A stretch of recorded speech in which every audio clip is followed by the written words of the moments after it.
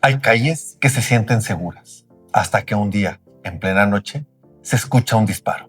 Y lo más aterrador es que antes de este sonido hubo muchísimas señales, pero nadie las escuchó. Bienvenidas, bienvenidos y bienvenides a Dimensión 8. El lado B de la sociedad. Yo soy Elvira. Y yo soy Nicolás. Y hoy vamos a contarles una historia que nos enviaron y después vamos a analizar.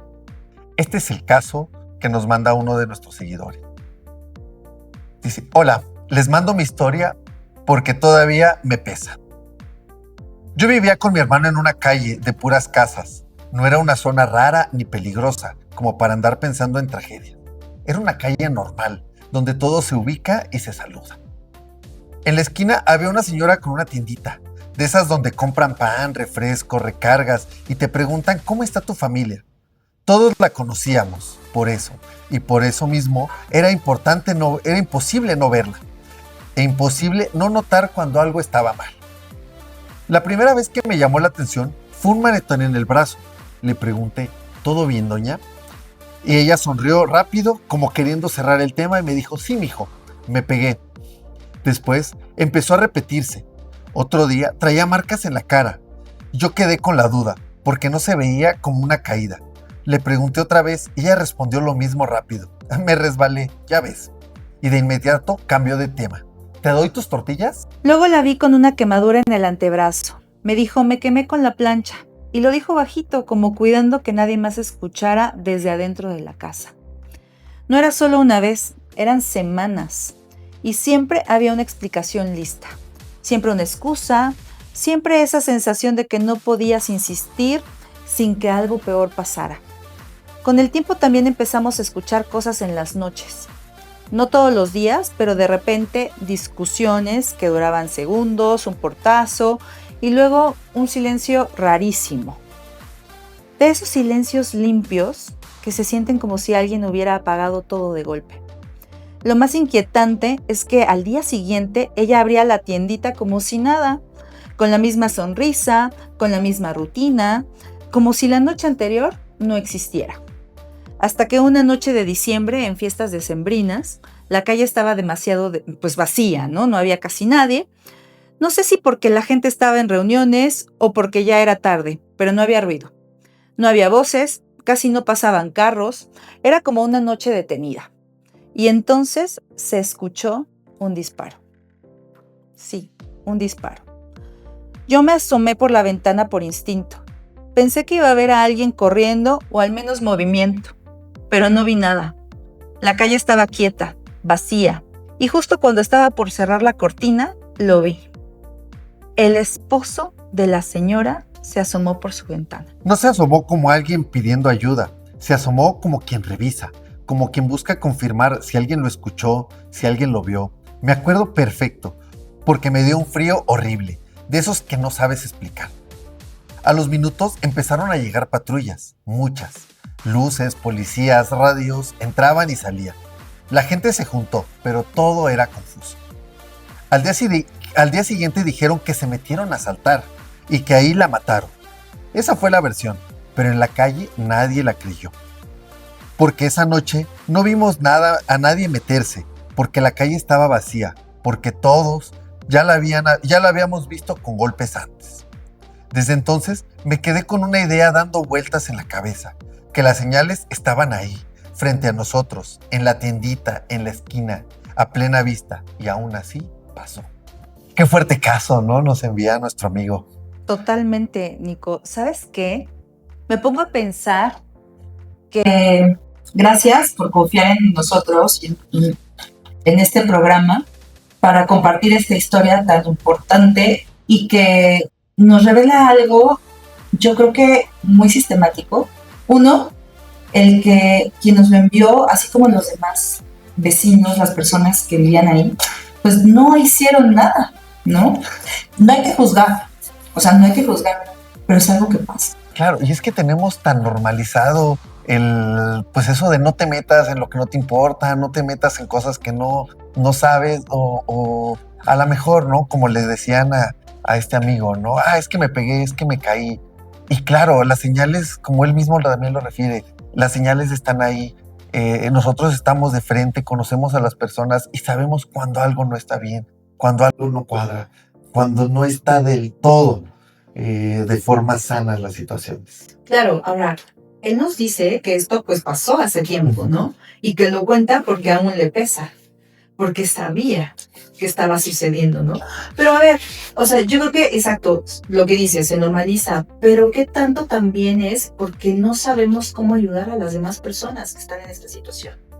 Claro, eso es cierto. Y también lo importante de tener esas redes de apoyo, pues no solo hacia adentro, ¿no? Porque evidentemente, pues aquí esta persona, lejos de tener una red de apoyo, pues lo estaba ya interiorizando y callaba todo, inclusive escondía estas señales y las justificaba, ¿no? Como nos comenta, para que nadie se dé cuenta, para que nadie sospeche, para decir que todo es normal, que todo es cotidiano. Pero también nosotros de afuera algo pudimos haber hecho, como este caso, algo se pudo haber hecho por esa persona. Sí, y como que, ¿no? Yo no sé, porque no nos dice la fecha, si ya estaba tipificado el feminicidio, por ejemplo. No sabemos si había ya esta información tan disponible de esto es violencia en el hogar y pues puedes denunciarla, no es normal, no es tu culpa, ¿no? No lo sabemos, ¿no? Pero ahora ya existe. Oye, pero aquí algo bien interesante que me surge. O sea, creo que a lo mejor para la víctima, para esta señora, pues sí es muy fuerte, ¿no? Todo lo que vivió. Pero aquí viéndolo desde la perspectiva de él, que fue viendo cómo avanzaba esos signos de violencia, ¿qué puedes hacer tú como testigo que estás dando cuenta de que algo no está bien, de que esta señora, pues sí le están pegando, a lo mejor él vio los golpes, él vio las quemaduras, él vio todas estas circunstancias, y yo qué puedo hacer? Claro. Si inclusive la misma víctima me decía, no, todo está bien, o no pasa nada, o es normal, y entonces, ¿qué hacemos, Claro. no? Creo que de entrada podría ser, pues, acercarse a la persona, ¿no? Yo creo que la persona, como decíamos, tal vez por miedo, por pena, no va a aceptar que está sufriendo este tipo de cosas, ¿no? Violencia, como se llama, violencia. Pero si tú le dices, te acercas sin juzgar, tal cual, le dices, oye, estoy aquí para escucharte, pues si me necesitas, ¿no? No decirle, ¿por qué sigues ahí si se ve que te maltrata? O sea, eso es juzgar a la persona, eso no. Yo creo que más bien prestarle oído.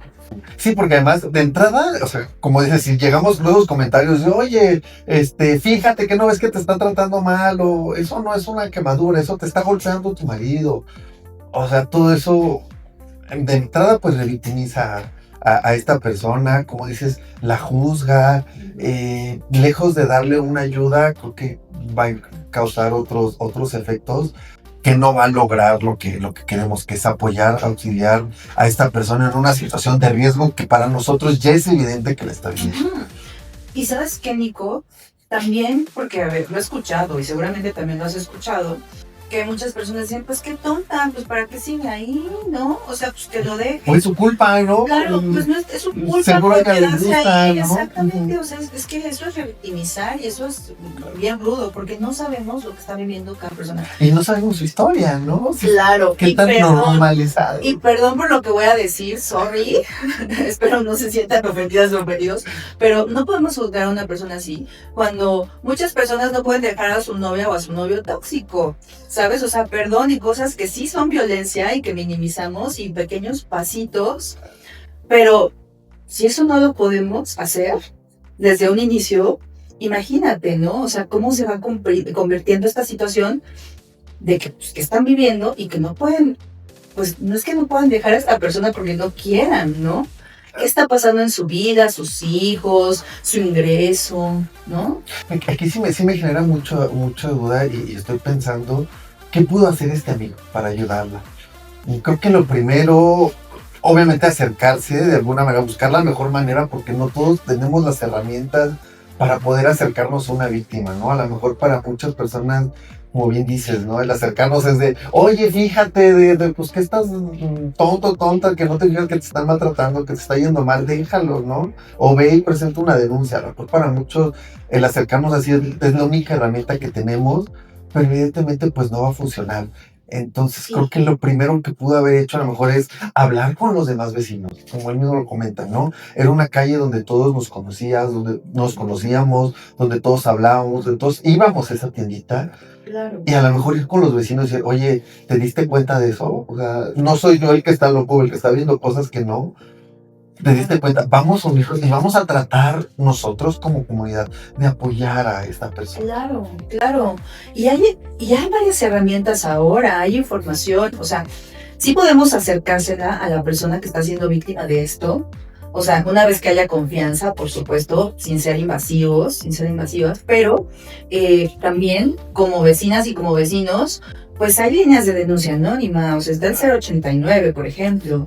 Y bueno, también que las personas sepan que si están sufriendo esto pueden llamar al 911 ante un peligro inminente, ¿no? También están los centros de justicia para las mujeres. Pueden buscar los directorios en internet, el que está más cerca de su localidad. Ahí pues brindan orientación psicológica, sí, orientación jurídica. También tienen ministerios instalados ahí con atención, con perspectiva de género, que no las van a juzgar, no les van a decir, ay, pues usted lo provocó, cosas así, porque suele suceder desafortunadamente. Entonces, pues sí, tener esa información a la mano, ¿no? Que sepan del 911, que sepan del 089, que sepan de los centros de justicia. También hay organizaciones de la sociedad civil, como la Red Nacional de Refugios, por ejemplo. O sea, ahí pueden, como lo dice el nombre, ¿verdad?, refugiarse, pero también dan orientación. Claro. Sí, tener esa red de apoyo. Pero, a ver, perdón que regrese un poquito al tema. ¿Qué otra herramienta se te ocurre? ¿Qué más pudo haber hecho este amigo o la misma comunidad, la misma colonia, la misma calle para apoyar a esta señora? O sea, sobre todo me brinca porque pues es evidente que la señora pues no iba a denunciar. Inclusive si él le hubiera hablado a la patrulla y hubiera llegado a la patrulla, a lo mejor le hubieran apoyado, le hubieran dado atención médica, psicológica, asesoría legal, todo lo que tú quieras. Pero por alguna u otra circunstancia, la señora no iba a denunciar, no iba a dejar al esposo y ella iba a seguir viviendo estas situaciones, ¿no? De violencia pues tan fuerte que vivió. Entonces, ¿qué más podrían hacer estas personas? Es bien importante, Nico, o sea, de verdad, porque efectivamente, o sea, mientras ella no quiera denunciarlo, pues, híjole, difícilmente la situación va a cambiar, ¿no? Pero yo creo que por eso el primer paso es prestar oído, ¿no? Esa es mi opinión, sí acercarse sin juzgar y decirle, aquí estoy para escucharte. Si necesitas algo, no dudes en contactarme.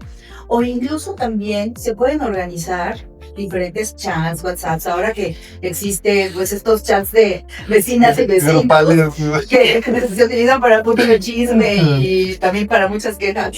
¿Por qué no? También pues establecer una palabra de emergencia, ¿no? En caso de apoyo, una clave de si dices el cielo está verde, que signifique la persona está en peligro inminente, ¿no? Claro. Ayuda, o cosas así. Sí, también y otra situación que se me ocurre a lo mejor que ellos como vecinos pudieron haberse organizado y decir, oye, ¿sabes qué? Pues acompáñame, vamos a la tiendita que escuche la vecina y decir, oye, ¿sabes qué? Yo sufrí una situación de violencia así, me pasaba esto, me golpeaban, me quemaban, ya todos los signos que ellos habían visto, platicarlos enfrente de esta persona, enfrente de la señora y decir, oye, yo acudí a esta institución, acudí a este refugio, me ayudaron, inclusive hacerle ver pues los riesgos que también corren, ¿no? Decirle, oye, me dijeron en este centro de atención a víctimas que inclusive esa violencia que era normal que fuera escalando y que era algo que no debía de permitir, porque inclusive podía llegar a estos extremos, ¿no? Claro. Esto que dices es súper importante, Nico, porque efectivamente, bueno, dejar claro una cosa, ¿no? O sea, tampoco es culpa de las vecinas y de los vecinos, no hicieron nada, ¿no? O sea, es como de, lo decimos porque esta persona que nos envió la historia le preocupa, le pesa aún, ¿no? Aunque pasó hace mucho tiempo. Entonces, dar herramientas también a la gente que está alrededor. Pero fíjate que esto que dices es bien importante. Recientemente, les voy a contar, una empresa me contrató para hacer una acción de incidencia comunitaria porque notaron que las mujeres de la comunidad que están alrededor de la empresa, mujeres indígenas, muchas de ellas, estaban sufriendo violencia de género, ¿no? Violencia doméstica. Y entonces la empresa no se quedó solamente observando, tomó acción y dijeron, vamos a darles una plática informativa sobre este tema. Sabemos que no podemos ser invasivos, ¿no? Con ellas, sabemos que no podemos obligarlas a denunciar, pero sí podemos empoderarlas con información. Y entonces esa fue una acción comunitaria de la empresa y pues me contactaron para darles esta plática, pues donde se hace toda una sensibilización, obviamente pues tomando en cuenta su situación, la comunidad donde viven, diferentes factores, pero al final dándoles la información de dónde pueden recurrir.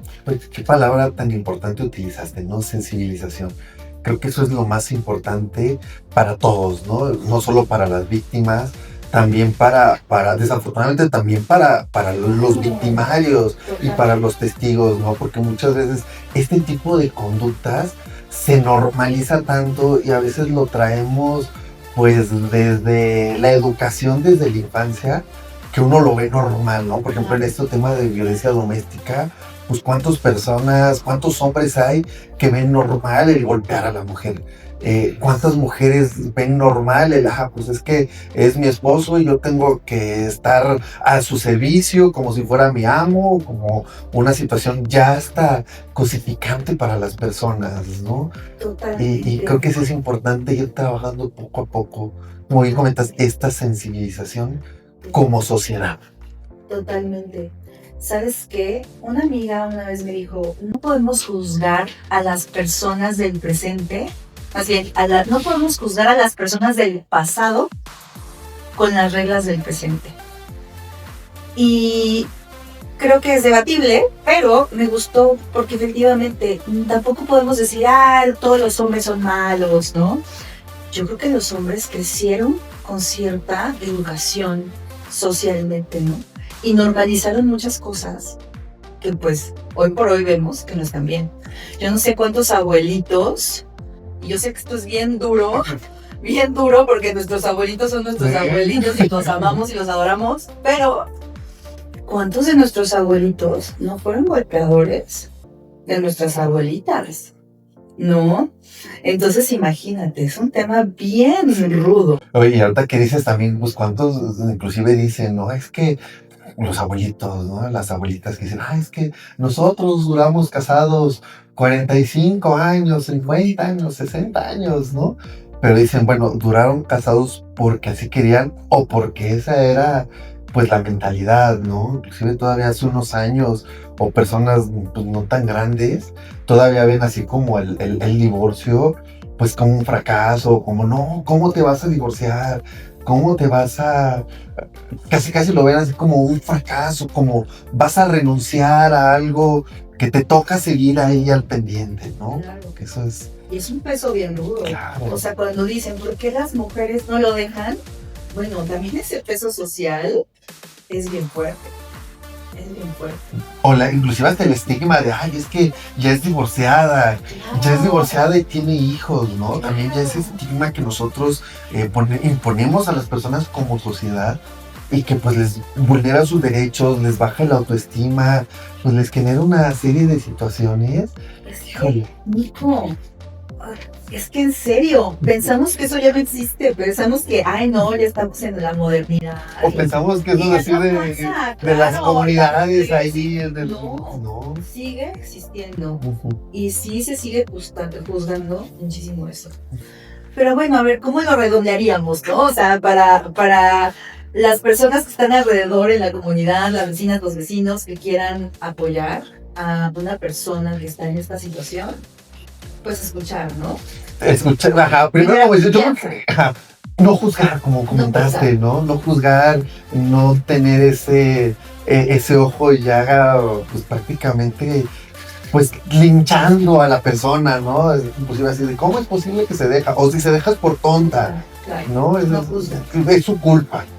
Es su culpa por quedarse ahí, ¿no? Porque pues, creo que sí es lo más importante, no juzgar, ofrecer esa empatía, ofrecer ese cariño, creo que es lo principal, ¿no? Sí.